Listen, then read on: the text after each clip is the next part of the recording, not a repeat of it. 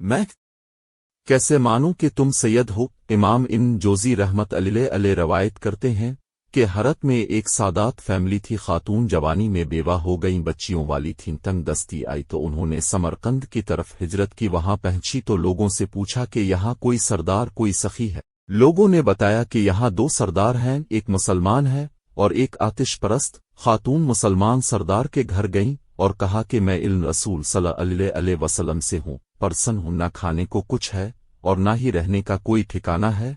सरदार ने पूछा, तुम्हारे पास कोई नसबनामा है? खातून ने कहा, भाई मैं एक नादार परसन हूँ, मैं सनद कहाँ से लाऊं? सरदार कहने लगा, यहाँ तो हर दूसरा आदमी कहता है कि मैं सऊद हूँ, इल्म रसूल सल्लल्लाहु अलैहि वसल्लम।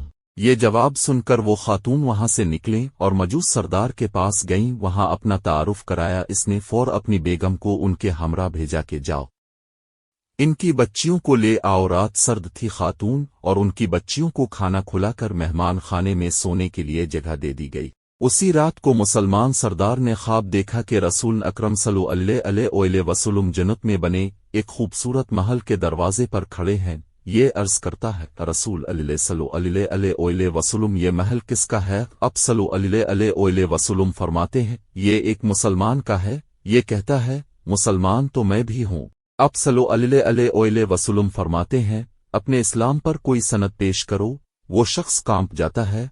अब सल्लल्लाहु अलैहि वसल्लम फरमाते हैं, मेरे घर की बेटी तेरे दरवाजे पर चल कर आई और ताव ने इससे सादात होने की सनद मांगी।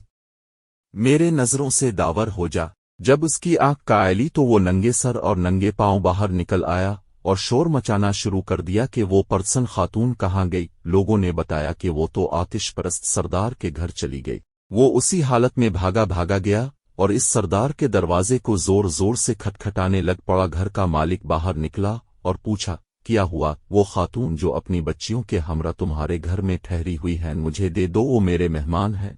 हुजूर, वो मेरे मेहमान हैं, आपके नहीं, मैं आपको नहीं दे सकता। मुझसे 300 दिनार ले लो और उन्हें मेरा मेहमान बनने दो। मजूस सरदार की आंखों में आंसू भर आए और कहने लगा, भाई मैंने बंदेखे का सौदा किया था, अब तो देख चुका हूँ, अब मैं तुम्हें कैसे वापस कर दूं?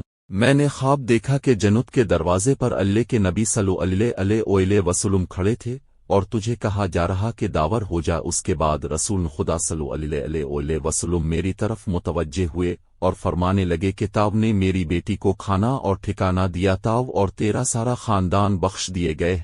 सब के लिए अल्लाह ताला ने जन्नत का फैसला कर दिया है। आँख का आयलते ही मैं ईमान ला चुका हूँ, मेरा सारा खानदान कलिमात पढ़ चुका है। हम वो दौलत कभी आपको वापस नहीं करेंगे।